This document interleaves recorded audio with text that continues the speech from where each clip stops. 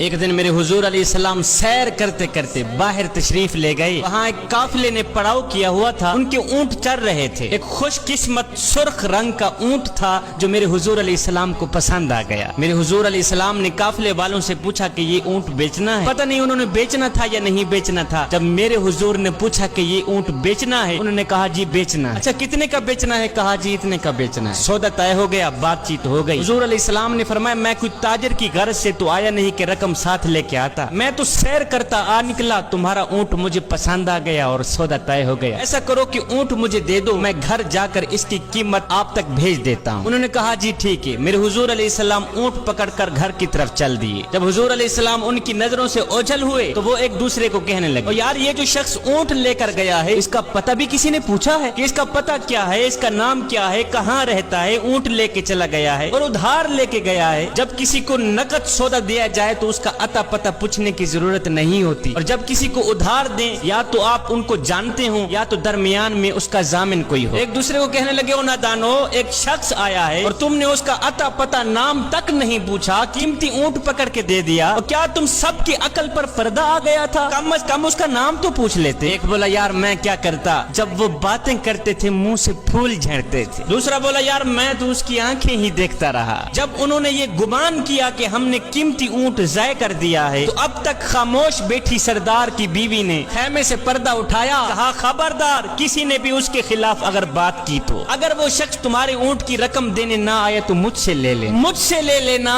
میں اس شخص کی ضامنہ ہوں. انہوں نے کہا اچھا تو اسے جانتی ہے؟ کہا نہیں میں بھی نہیں جانتی. کہا جب جانتی ہی نہیں پھر ضمانت کیسے دے دی؟ کہا جب تم سودا کر رہے تھے تو میں خیمے کے اندر سے دیکھ رہی تھی کہ جس کا چہرہ اتنا خوبصورت ہو وہ جھوٹ بولتا ہی نہیں, وہ دھوکہ دے ہی نہیں سکتا. ابھی تمہارے پیسے آنے والے ہیں. تھوڑی دیر گزری ہی تھی کہ میرے حضور علیہ السلام کے غلام آ گئے پیسے لے کے. کہنے لگے کون ہیں وہ لوگ جس سے ہمارے آقا نے اونٹ خریدا ہے؟ کہا جی ہم لوگ ہیں. صحابہ نے کہا یہ لو تمہاری اونٹ کی رقم, یہ لو تمہارے اونٹ کی قیمت. انہوں نے کہا بھائی قیمت بعد میں دینا, پہلے یہ بتا کہ وہ محبوب رہتا کہاں پہ؟ صحابہ نے کہا سامنے مدینے میں اس محبوب کے ڈیرے ہیں. کہا پھر رقم بھی اپنے پاس رکھو, اونٹ بھی اپنے پاس رکھو, ہمارے دل بھی اپنے پاس رکھو, ہمیں تو اب دن رات اس محبوب کا دیدار ہی چاہیے. ہائے میرے حضور کی صورت ہی کیا دیکھی, اونٹ بھی بک گیا, خود بھی بک گئے, سارا کا سارا قافلہ مسلمان ہو کر حضور کی غلامی میں آ گیا.